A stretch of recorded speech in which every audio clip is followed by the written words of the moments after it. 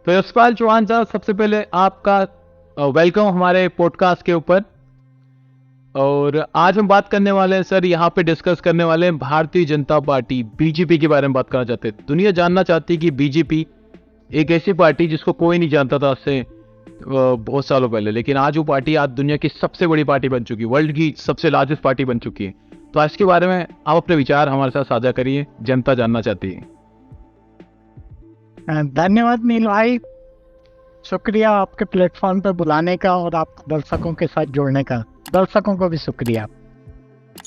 जैसा नील भाई तुमने कहा है, आज मैं आपके दर्शकों को बताना चाहूँगा कि 1980 और 1990 के दशक में भाजपा का उदय और उसके बाद थोड़ा संक्षिप्त छोटा सा ठहराव और अंत में प्रधानमंत्री श्री नरेंद्र मोदी द्वारा वर्तमान उत्थान और विकास को हम लोग डिस्कस करेंगे। बहुत ही बढ़िया प्रेजेंटेशन बनाया आपने, कहना पड़ेगा चौहान साहब। तो हम बात कर रहे हैं कि भाजपा का सफल उदय और शानदार स्थिति, लेकिन ये एक दिन में नहीं हुआ है। भाजपा का उदय धीरे धीरे हुआ है और कुछ मायने में इसका वर्तमान स्वरूप भारतीय राष्ट्रवाद के प्रतिस्पर्धी दृष्टिकोण पर लड़ाई की एक ऐतिहासिक परिणति है जो लगभग 2 शतकों से चली आ रही है। इसके अलावा मैं 3 प्रमुख प्रश्नों पर भी ध्यान देना चाहूंगा जिनके कारण भारतीय जनता पार्टी भारत के राजनीतिक मंच पर एक शक्तिशाली ताकतवर नेता और पार्टी के रूप में उभरी है। पहला बिंदु, भाजपा हिंदू बहुसंख्यक राजनीति की एकमात्र आवाज कैसे बन गई। दूसरा पॉइंट, अल्प से मध्यम अवधि में भाजपा को किन किन चुनौतियों का सामना करना पड़ा। और तीसरा पॉइंट, मोदी युग और भाजपा के वर्तमान शिखर पर मोदी युग का प्रभाव। तो ये हम लोग डिस्कस करेंगे। ओके। एक्चुअली भाजपा तो 1980 में बनी है, पर उसकी जड़ें भारतीय जनसंघ के रूप में 1951 में ही पड़ गई थी। क्या बात है। भारतीय जनसंघ जो 1951 में बना था वो श्यामा प्रसाद मुखर्जी ने बनाया था।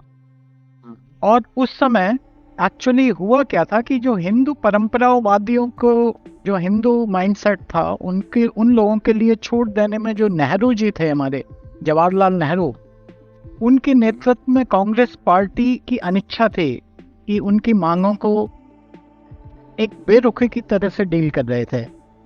तो उस बेरुखी ने हिंदू अधिकारों को कांग्रेस की छत्र छाया से बाहर निकल के राजनीतिक रूप से संगठित होने के लिए प्रेरणा करने में मदद की। इसीलिए श्यामाचरण मुखर्जी 1951 में, जो कि नेहरू के मंत्रिमंडल के सदस्य भी थे, उन्होंने कांग्रेस छोड़े। हाँ, कांग्रेस गवर्नमेंट में, पहली गवर्नमेंट में। तो उन्होंने औपचारिक रूप से कांग्रेस के हिंदू राष्ट्रवादी विकल्प के रूप में भारतीय जनसंघ की स्थापना की। चौहान साहब, ये बोलना चाहते हैं आप कि श्यामा प्रसाद मुखर्जी कांग्रेस से हटके उन्होंने खुद की पार्टी बनाई, मतलब कांग्रेस से निकल के बीजेपी का उत्थान हुआ। यस, जैसा तुमने पूछा, उस समय कांग्रेस में 2 विचारधाराएं थी। दो विचारधारा थी जो जवाहरलाल नेहरू जिसका नेतृत्व करते थे, जो जैसा मैंने बोला कि हिंदू परंपरावादियों के लिए छूट देने की उनकी कोई इच्छा नहीं थी। जैसे फॉर एग्जाम्पल एक केस मैं आपको बताता हूँ। जब वल्लभ भाई पटेल ने सोमनाथ मंदिर का बनवाकर उनका जब उद्घाटन करना था, तो उसमें नेहरू जी की वजह से राष्ट्रपति जो हमारे थे श्री राजेंद्र प्रसाद, वो अटेंड नहीं कर सके उसको।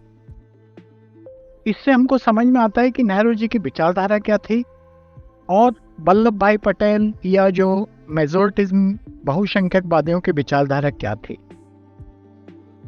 तो अभी हम इसमें डिटेल में न जाते हुए कि यही कुछ कारण रहे जिनकी वजह से फिर श्यामाचरण प्रसाद मुखर्जी जैसे लोग कांग्रेस के अंदर छटपटाहट महसूस कर रहे थे और उन्होंने 1951 में अलग होकर इसको विकल्प के रूप में भारतीय जनसंघ की स्थापना की। ओके। तो 1967 तक, 1951 से 67 तक बेसिकली भारतीय जनसंघ ने खुद को अपने आप में एक महत्वपूर्ण राजनीतिक फोर्स, राजनीतिक बल के रूप में स्थापित कर लिया था। केवल 15 वर्षों में जनसंघ ने, भारतीय जनसंघ ने हिंदू महासभा और एक और पार्टी थी आरआरपी के कई मतदाताओं को अपने पाले में कर लिया था। हिंदी बेल्ट के सभी राज्यों में कांग्रेस का मुख्य विपक्षी दल बन चुका था भारतीय जनसंघ। यहाँ आप देख सकते हैं 1952 से कैसे कैसे उनका vote, percentage of vote share बढ़ा और साथ में ही सीटें भी बढ़ी। जैसे 1952 में 3.1% वोट हासिल किए थे और सिर्फ 3 सीटें जीती थी, और जबकि क्रमशः उनका वोट परसेंट बढ़ता गया। इवन 1967 में 9.4% वोट जीतकर 35 सीटें हासिल की थी, जबकि 1971 में 7.37% वोट पाकर 22 सीटें हासिल की थी। तो इस समय 1967 में बेसिकली हुआ क्या था, या 1960 के दशक की बात करते हैं हम, 60 to 70 हुआ क्या था कि इंदिरा गांधी ने एक्चुअली कुछ फॉर एग्जाम्पल मैं बताता हूँ कि हिंदू विवाह अधिनियम में संशोधन जैसे कुछ काम किए थे। और 1960 के दशक के अंत तक ना कांग्रेस में भी 2 फाड़ होने लगे थे, 2 विचारधाराएं जन्म होने लगी थी। एक वो थी जो रूढ़िवादी थी, और उन्होंने क्या किया था, एक विद्रोह कर दिया था और पार्टी बेसिकली छोड़ दी थी, Congress party.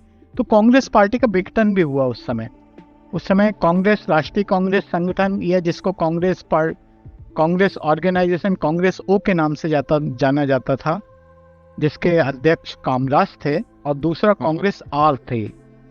Congress are means Congress रिक्विजिशंस, जिसकी अध्यक्ष श्रीमती इंदिरा गांधी थी। तो आप देख सकते हैं भारतीय जनसंघ का चुनाव चिन्ह जलता हुआ दिया था, जबकि कांग्रेस पार्टी का चुनाव चिन्ह 1952 से लेकर 1969 तक 2 बैलों की जोड़ी था। जब कांग्रेस का, जैसे मैंने बताया पहले कि विघटन हुआ, कांग्रेस ओ बनी और कांग्रेस रिक्विजिशंस, कांग्रेस आर जो इंदिरा गांधी की थी, तो उस समय कांग्रेस आर का चुनाव चिन्ह गाय और बछड़े की जोड़ी थी, जिसमें बछड़ा दूध पीता हुआ था। ये तो एकदम नई जानकारी हमारे लिए, क्योंकि जनता को यही लगता है कि कांग्रेस की जो है वो सिंबल वो पंजा ही है। नहीं, पहले 1952 से लेकर 69 तक, मतलब 17 साल तक जो पहला चुनाव चिन्ह था वो 2 बैलों की जोड़ी था। इसके बाद 71 से 1977 तक गाय और बछड़े की जोड़ी थी, जिसमें बछड़ा दूध पीता हुआ था। उसी तरह दूसरी तरफ भारतीय जनसंघ का भी चुनाव चिन्ह 1951 से 77 तक चेंज हुआ, जलता हुआ दिया था। इसके बाद जब 1969 में कांग्रेस पार्टी टूटी, उससे बेसिकली एक फायदा हुआ विपक्षी पार्टियों के लिए भी, क्योंकि विपक्षी पार्टियों के लिए एक राजनीतिक परिदृश्य को समान रूप से बदल दिया था। और उस समय जो विपक्ष की जो 2 मुख्य पार्टी थी, वो एक भारतीय जनसंघ थी, एक भारतीय स्वतंत्रता पार्टी भी थी, स्वतंत्र पार्टी, उनको आपस में आने का मौका मिला, जो पहले बिल्कुल नहीं आ रहे थे क्योंकि कुछ विचारों में ज्यादा कट्टरपन था, तो उनको साथ आने का मौका मिला। और फाइनली क्या हुआ, जब 1971 में कांग्रेस आर, मतलब इंदिरा गांधी से लड़ने के लिए इन लोगों ने एक गठबंधन बनाया कि लड़े। कांग्रेस ओ, स्वतंत्र पार्टी और भारतीय जनसंघ, इन लोगों ने मिलके 71 का चुनाव लड़ा ताकि वो कांग्रेस आर को हरा सकें। लेकिन उस समय कांग्रेस आर इंदिरा गांधी के नेतृत्व में बहुत अच्छी जीत हुई थी। उन्होंने 352 सीटें जीती थी 518 में से। ये तो बहुत बड़ा चमत्कार था। और उसी समय थोड़ा 71 में आपको पता होगा कि बांग्लादेश जो है पाकिस्तान से अलग हुआ था, और इंदिरा गांधी की क्या भूमिका थी वो हम फिर कभी डिस्कस करेंगे, उसका भी श्रेय जाता है। ओके। एक्चुअली इंदिरा गांधी ने जब इतना बहुत अच्छे से जीता 352 लाके, उस वजह से भी फिर क्या हुआ, ये जो विपक्षी पार्टी थी जिसमें भारतीय जनसंघ भी था और दूसरी पार्टियां कांग्रेस और ये थी, ये लोग मिल के कुछ काम करते रहे विपक्ष का। जब 1975 से 1977 तक आपातकाल लगाया गया, तो इन सब पार्टियों को, जिसमें कुछ समाजवादी पार्टियों के कई ग्रुप थे, समाजवादी पार्टी के, स्वतंत्र पार्टी थी, कांग्रेस ओ थी और भारतीय जनसंघ थी, इन्होंने मिलने के लिए इस बार गठबंधन नहीं बनाया। ओके। इंदिरा गांधी से लड़ने के लिए आपातकाल ने इनको मौका दिया, तो इन्होंने आपस में सारी पार्टियों को मर्ज करके एक नई पार्टी बनाई जिसका नाम था फिर कंफ्यूज ना होना, सिर्फ जनता पार्टी था, भारतीय जनता पार्टी नहीं, सिर्फ जनता पार्टी। ओके। ओके। और 1977 में उन्होंने इलेक्शन जीता और गवर्नमेंट बनाई। भारत में पहली बार कांग्रेस की गवर्नमेंट न बनते हुए जनता पार्टी की गवर्नमेंट बनी, जिसके प्रधानमंत्री श्री मोरारजी भाई देसाई थे। श्री लाल कृष्ण आडवाणी जी ने उसमें ब्रॉडकास्टिंग मिनिस्टर, सूचना मंत्री का काम किया था। अटल बिहारी वाजपेयी शायद विदेश मंत्री थे। तो ये 2 साल गवर्नमेंट चली, लेकिन 2 साल के बाद एक्चुअली होता क्या है, ये गवर्नमेंट गिर गई। ये क्यों गिर गई है? क्योंकि जनता पार्टी एक्चुअली एक मिक्सचर था, जो एक आम विचारधारा पर आधारित नहीं था। ये मिक्सचर बना था कि हमको कांग्रेस का विरोध करना है, इंदिरा गांधी का विरोध करना है, क्योंकि कांग्रेस की गवर्नमेंट हमको पसंद नहीं है।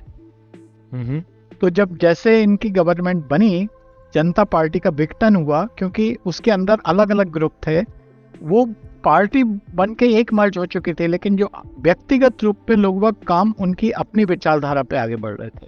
जैसे समाजवादी पार्टी के जो ग्रुप थे, उन्होंने क्या किया, ओबीसी के आरक्षण के लिए ना, उसको आवंटन करने के लिए कौन सी शर्त होना चाहिए, क्या नियम कानून बनना चाहिए, कैसे फ्रेमवर्क होना चाहिए, उसके लिए उन्होंने आयोग को नियुक्त करने का एक कदम उठाया।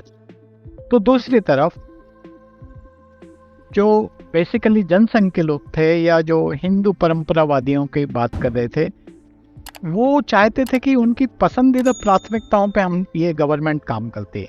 जैसे फॉर एग्जाम्पल, उस समय एक बहुत बड़ा इशू था कि धर्म रूपांतरण पे प्रतिबंध लगाने वाला कानून आना चाहिए, क्योंकि तब काफी लोगों को डर था कि अगर मुस्लिम्स और क्रिश्चियन को ये रेगुलर रिलीजन कन्वर्सन, धर्म परिवर्तन की स्वतंत्रता दे दी जाए, तो जो हिंदू लोग हैं वो शायद मेजोरिटी में भी ना रहें, अल्पसंख्यक में।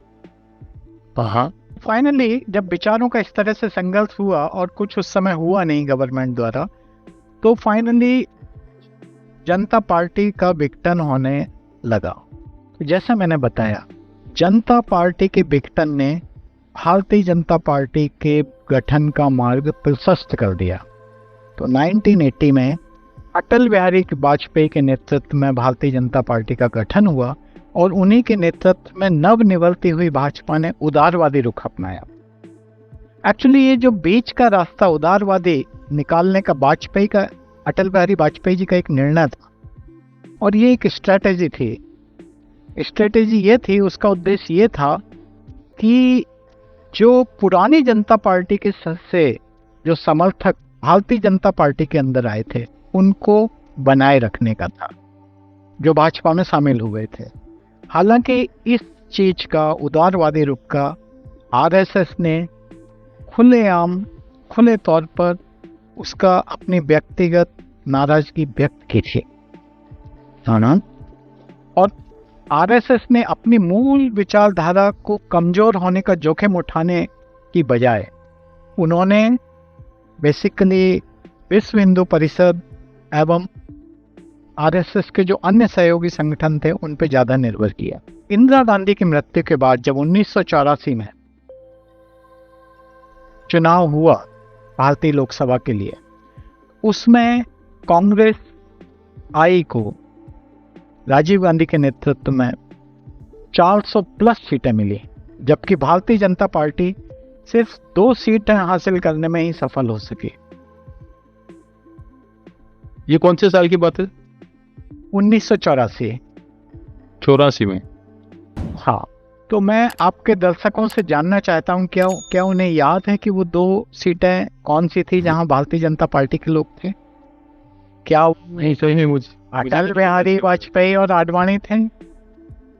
वही होंगे नहीं, क्योंकि उनके वो दो सीटें थी, वो दो सीटें थी आंध्र प्रदेश की, एक हनामकोंडा जहाँ से चंदू पटला जंगा रेड्डी जी जीते थे, और दूसरी थी गुजरात के महसाना की सीट जहाँ से AK पटेल जी जीते थे। तो अभी क्या होता है, जब 1984 में 2 सीटें जीतती है भारतीय जनता पार्टी, तब भारतीय जनता पार्टी के अंदर जो 1980 से अटल बिहारी वाजपेयी जी जो उनके अध्यक्ष थे भारतीय जनता पार्टी के, इसके बाद 1986 में लाल कृष्ण आडवाणी को बनाया जाता है भारतीय जनता पार्टी का अध्यक्ष।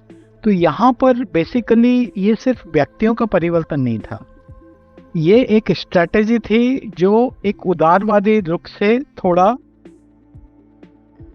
स्ट्रांग विचारधारा पे जा रही थी।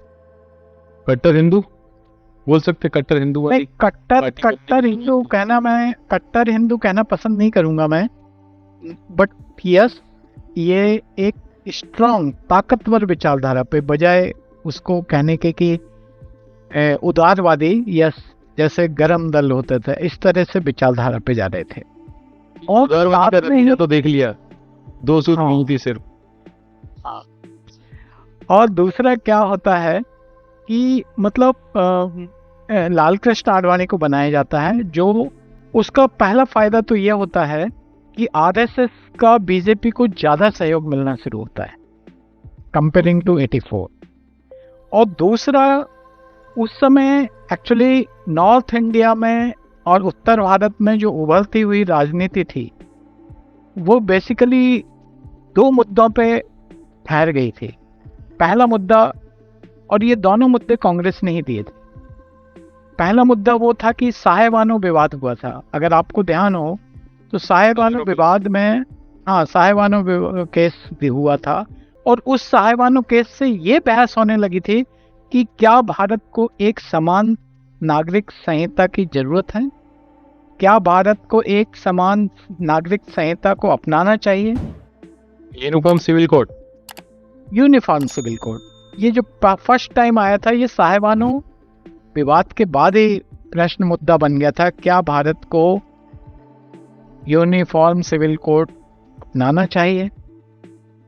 क्योंकि उससे पहले तक जो मुसलमानों के लिए शरिया कानून के रीति रिवाज को बनाए रखने की अनुमति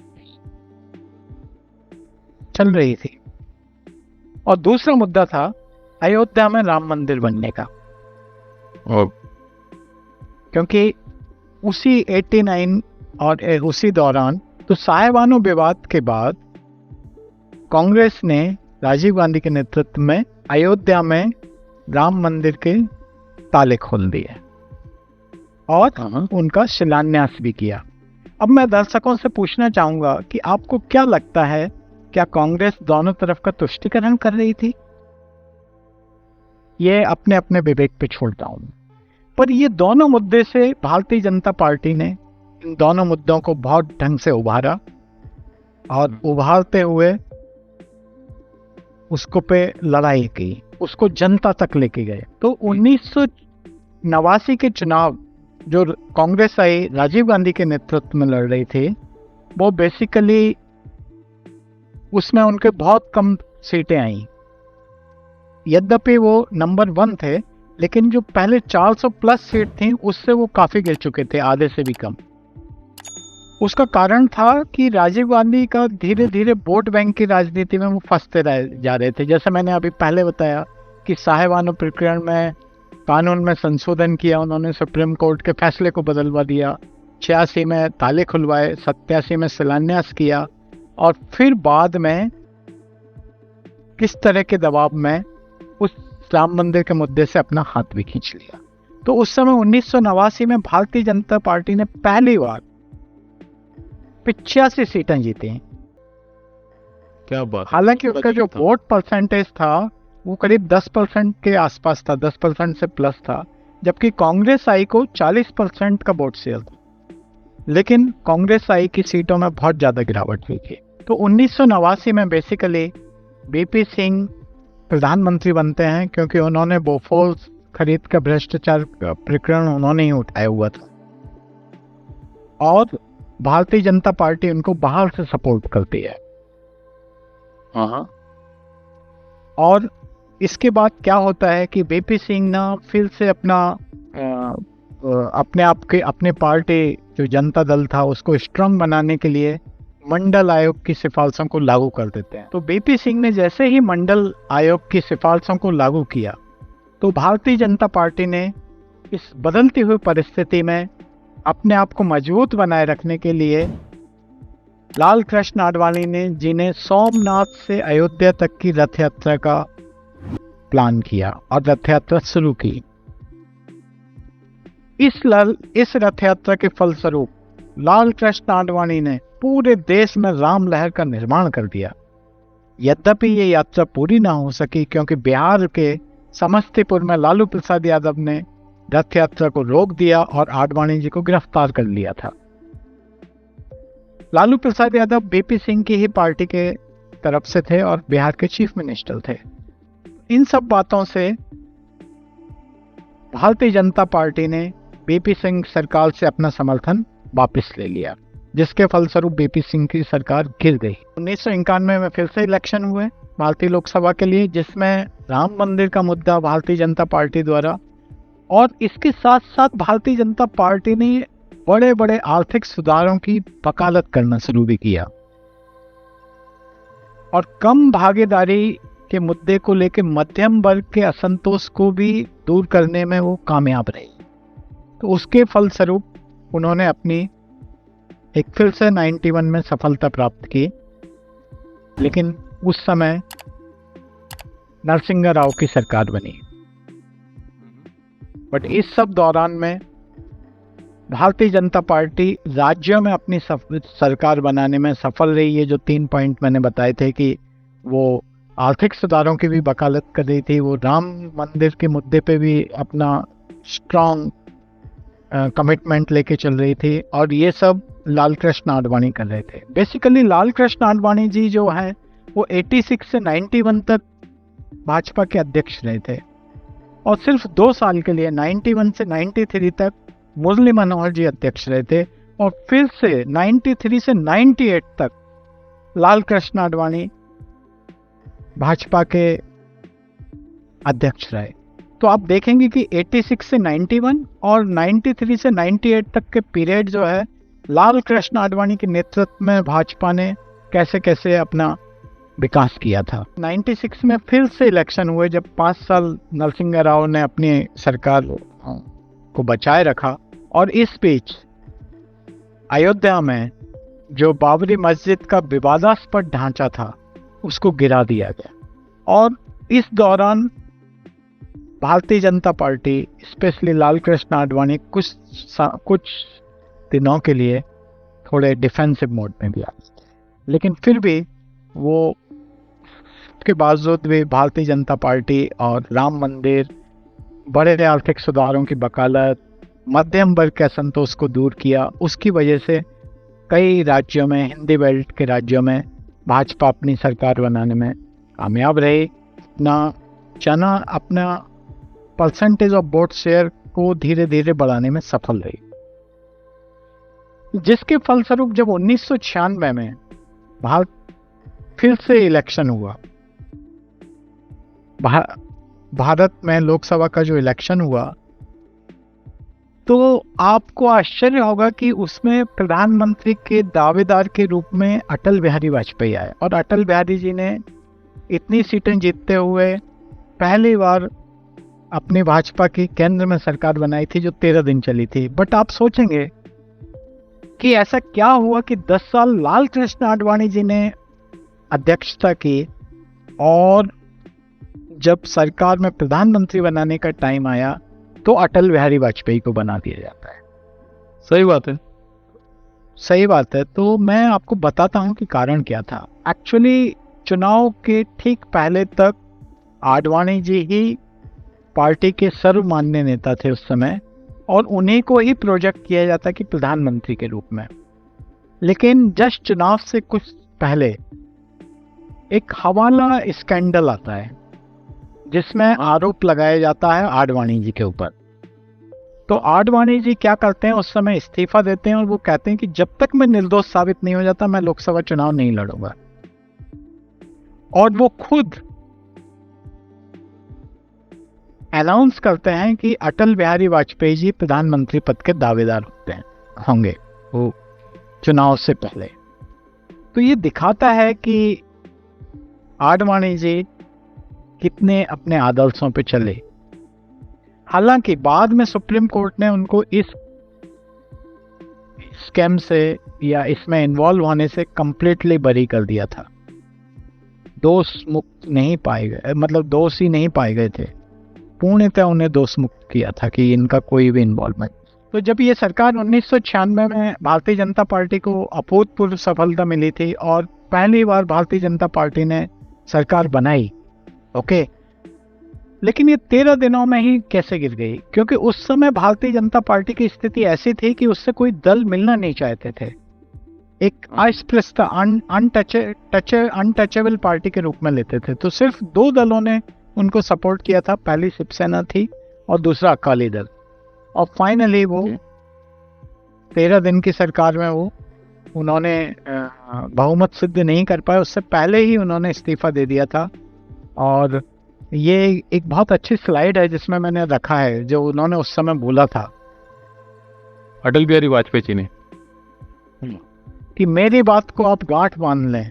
आज कम सदस्य होने पे आप हंस रहे हैं, लेकिन वो दिन आएगा जब पूरे भारत में हमारी सरकार होगी और उस दिन देश आप पर हंसेगा। बहुमत सिद्ध करने के पहले ही अटल बिहारी वाजपेयी जी ने इस्तीफा दे दिया। तो उस समय एक संयुक्त मोर्चा की सरकार बनी जिसके प्रधानमंत्री देवगौड़ा थे और बाद में उनके बाद इंद्र कुमार गुजराल ने प्रधानमंत्री की शपथ लिया था।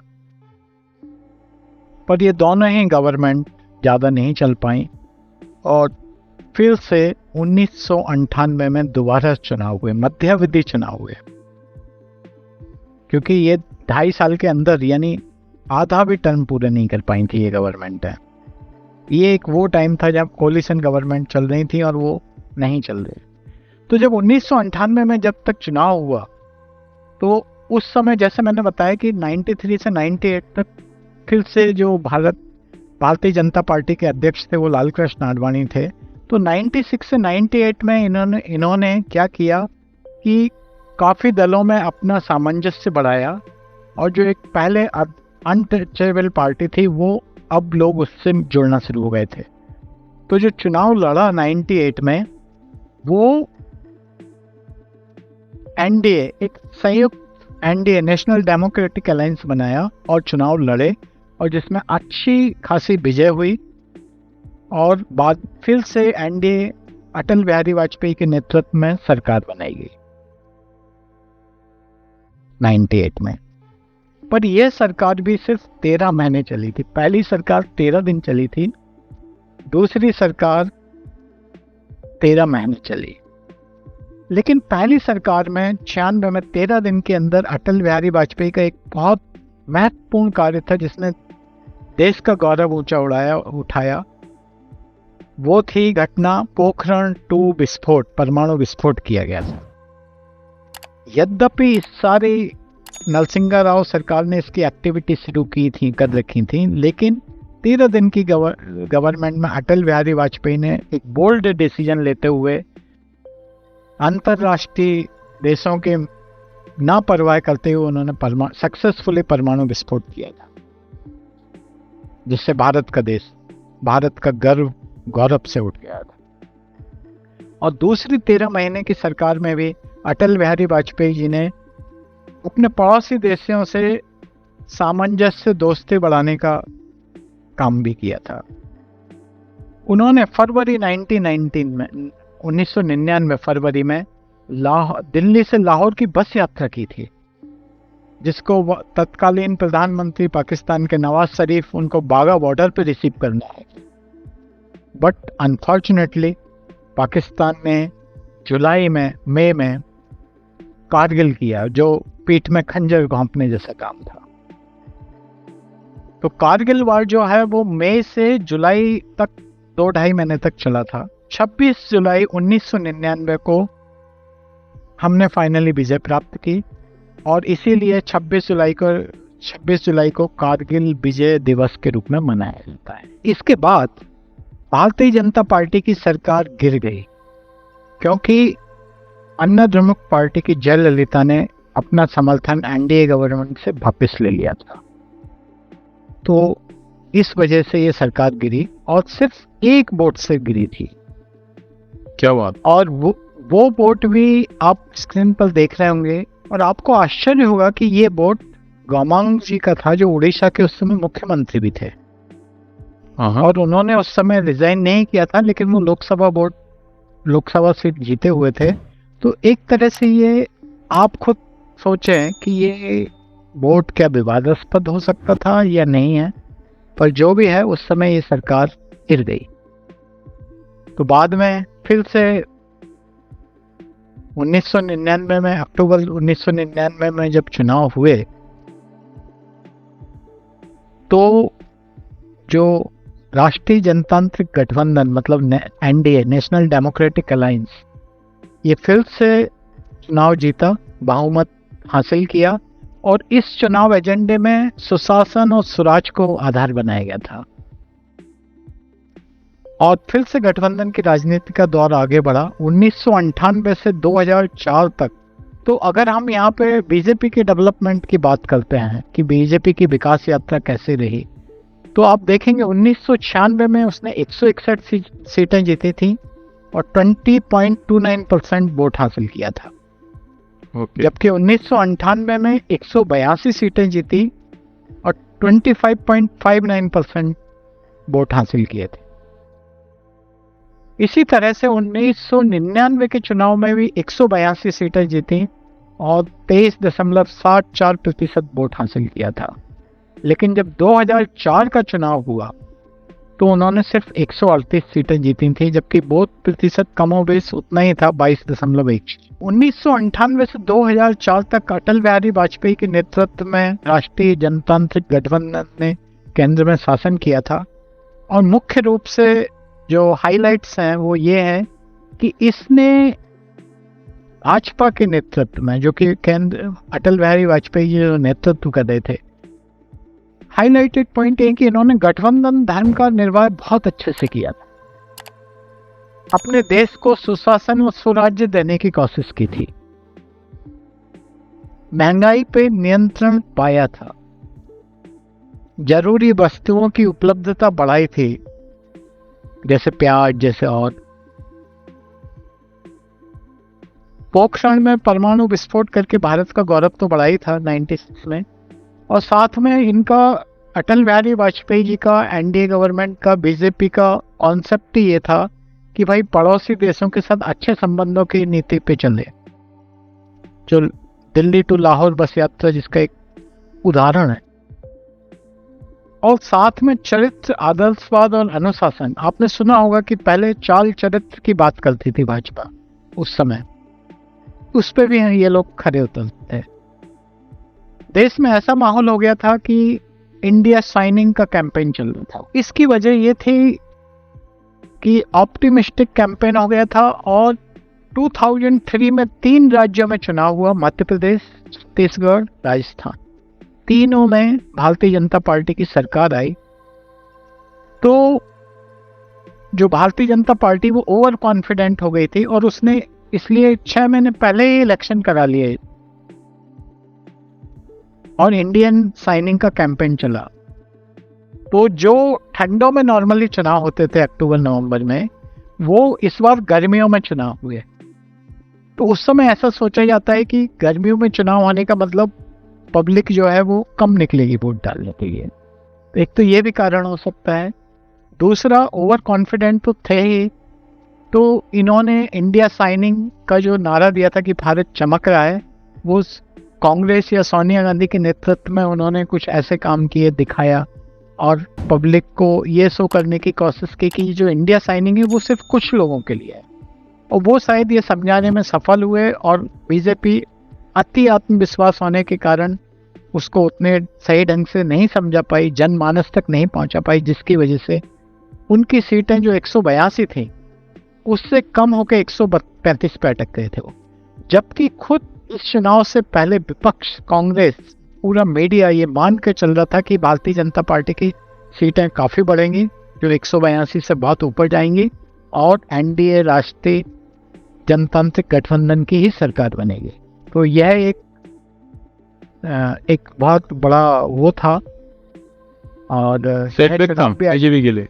ये बहुत बड़ा सेटबैक था। और 2004 में ये चुनाव अटल बिहारी वाजपेयी के ही नेतृत्व में लड़ा गया था। तो एक बार फिर से 2004 में आडवाणी जी को फिर से भाजपा का अध्यक्ष बनाया गया। तो ये जो 1999 से 2004 तक अटल बिहारी वाजपेयी का नेतृत्व में प्रधानमंत्री के रूप में जो उन्होंने सरकार चलाई, इस दौरान भारतीय जनता पार्टी के अंदर भी क्या हुआ अगर आप तब देखेंगे तो इन 5 साल के दौरान 3 अध्यक्ष बदले गए। तो 93 से 98 तक 5 साल तक लालकृष्ण आडवाणी भारतीय जनता पार्टी के अध्यक्ष रहे और 98 से 2000 तक कुशाभाऊ ठाकरे को अध्यक्ष बनाया गया। 2000 में बंगारू लक्ष्मण जी भारतीय जनता पार्टी के अध्यक्ष बने, लेकिन वो कुछ विवाद के चलते उनको हटाया गया और 1 साल बाद ही जन कृष्णमूर्ति को अध्यक्ष बनाया गया और फिर 1 साल बाद उनकी जगह वेंकट नायडू को अध्यक्ष बनाया गया और 2 साल बाद मतलब 2004 में फिर से आडवाणी 1 साल के लिए बनते हैं और 2005 में राजनाथ सिंह को अध्यक्ष बनाया जाता है। तो आप ये देखेंगे कि ये जो 4 साल है उस समय बीजेपी के अध्यक्ष बहुत फ्रिक्वेंट बदले हुए हैं। एक ये भी कारण हो सकता है कि पार्टी संगठन पे अपना पकड़ पहले जैसी शायद उतनी मजबूत नहीं रही। 2004 के बाद ये बड़ा क्लियर होने लगा था कि शायद आडवाणी अगला चुनाव आडवाणी के नेतृत्व में लड़ा जाए। 2004 में LK आडवाणी, लालकृष्ण आडवाणी जी को भारतीय जनता पार्टी का फिर से अध्यक्ष बनाया गया, लेकिन 2005 में 1 साल बाद ही राजनाथ सिंह को भारतीय जनता पार्टी का अध्यक्ष बनाया गया। इसका कारण यह भी था कि इस बीच में लालकृष्ण आडवाणी पाकिस्तान जाकर जिन्ना की मजार पर गए थे, तो उससे कई लोग, कई संगठन कंफर्टेबल महसूस नहीं कर रहे थे। बहुत ही कंट्रोवर्शियल, हाँ बहुत कंट्रोवर्शियल हो गया था, इसलिए फिर उन्होंने वो जगह खाली की थी और राजनाथ सिंह जी अध्यक्ष बने 2005 से 2009 तक। और 2009 में लोकसभा का चुनाव फिर से होता है और इस समय लग रहा था कि भारतीय जनता पार्टी आएगी, लेकिन फिर से मनमोहन सिंह की नेतृत्व में यूपीए की सरकार बनती है और भारतीय जनता पार्टी कि ये टाइम एक ऐसा टाइम था जब कई पत्रकार इवन इस तरह के आर्टिकल लिखने लगे थे कि क्या Bharatiya Janata party is dying, क्या भारतीय जनता पार्टी का अंत आ गया है। उस समय 2009 के बाद जो है भारतीय जनता पार्टी की स्थिति काफ़ी कमज़ोर मानी जा रही। लोग वह कह रहे थे कि ये इसका पीक निकल चुका है, वो जो 182 सीट जीती थी अब इससे नीचे ही आना है, वो 182 कभी क्रॉस नहीं हुई। इस तरह का एक बहुत मतलब मीडिया और एक दिख रहा था, लेकिन 2009 से लग रही थी नेतृत्व की कमी कहिए या फिर ये कहिए कि जो चीजें चल रही थी वो एक तरह से उनमें नयापन लाने की जरूरत थी, क्योंकि जो माइंड सेट था वो बहुत ओल्ड था। मतलब हालांकि वो माइंड सेट बहुत सक्सेसफुल था, लेकिन शायद वक्त बदलने के साथ आपको नई चीजें पे आना चाहिए। हर चीज का एक स्टैग्नेशन आता है ना, हर चीज एक तरह से का टाइम आ जाता है। तो 2009 से 2013 तक नितिन गडकरी अध्यक्ष रहे थे। इस बीच नरेंद्र मोदी जी 3 बार गुजरात का चुनाव जीत के मुख्यमंत्री बन चुके थे और नरेंद्र मोदी का गुजरात मॉडल जो विकास के बारे में बताता था वो पूरे देश के हर राज्यों में उसकी तूती बोलने लगी थी। तो ये एक वो ऐसा टाइम आया जब 2013 में राजनाथ सिंह जी अध्यक्ष बनते हैं तो उन्होंने नरेंद्र मोदी को 14 में जो चुनाव होने वाले थे उनके लिए प्रधानमंत्री के पद और इलेक्शन के रूप में प्रोजेक्ट करना शुरू किया, बल्कि घोषित किया। तो 2014 में पहली बार भारतीय जनता पार्टी भारी बहुमत के साथ जीतती है और नरेंद्र मोदी जी देश के प्रधानमंत्री बनते हैं। मैं समझता हूँ ये वीडियो थोड़ा लंबा हो गया है, तो भारतीय जनता पार्टी का वर्चस्व मोदी जी के कार्यकाल में कैसे बढ़ा, क्या क्या काम किए, क्योंकि वो एक इतना डिटेल होगा कि वो इस प्रोग्राम में एक प्रोग्राम उसमें करना, या जनता की फरमाइश पे हम उसको एक नए वीडियो में, एक नए सेशन में, एक नए पॉडकास्ट के अंदर कवर करने की कोशिश करेंगे। आज के लिए आपने हमें जल्दी लेके आएंगे। जनता अगर कमेंट करती है, नीचे कमेंट करना जरूर। अगर आप जानना चाहते हैं कि मोदी जी के राज में मोदी जी का जो उदय हुआ, मतलब बीजेपी का जो उदय हुआ, कैसे उन्होंने चेंजेस लेके और कैसे आज वो 400 सीट की डिमांड कर रहे हैं, उनका लक्ष्य है कि हम 2024 में 400 सीट लेके आएंगे। तो सारा का सारा जो पूरा घटनाक्रम हुआ है मोदी जी के राज के अंदर, उन सब चीज़ों को हम डिस्कस करेंगे यशपाल चौहान सिंह के साथ। तो थैंक यू सो मच। अगला एपिसोड का हमारा शीर्षक रहेगा मोदी युग और भाजपा के शिखर वर्चस्व में उसका प्रभाव। जरूर जरूर जरूर, वो वही वैसा ही करेंगे। तो धन्यवाद यशपाल चौहान जी आज हमारे साथ जुड़ने के लिए इस पॉडकास्ट के अंदर। फिर से धन्यवाद बोलूंगा कि आपने अपना कीमती समय देके हमारे पॉडकास्ट में जुड़े यहाँ पे। Thank you everybody. और तो दोस्तों ये था आज का प्रोग्राम जहाँ पे हमने डिस्कस किया बीजेपी। यस, बीजेपी कैसे बनी और कैसे बीजेपी 2 सीट से कहाँ तक बहुमत तक पहुंची और कैसे एक छोटी सी पार्टी आज भारत की नहीं दुनिया की सबसे बड़ी पार्टी है। आने वाले एक एपिसोड में हम डेडिकेटेड आपको जरूर बताएंगे कि मोदी युग, मोदी एरा वो कैसे यहाँ पर शाइनिंग करा और कैसे बीजेपी एक नई तरह की पार्टी बन गई और आज दुनिया की सबसे नंबर 1 पार्टी है।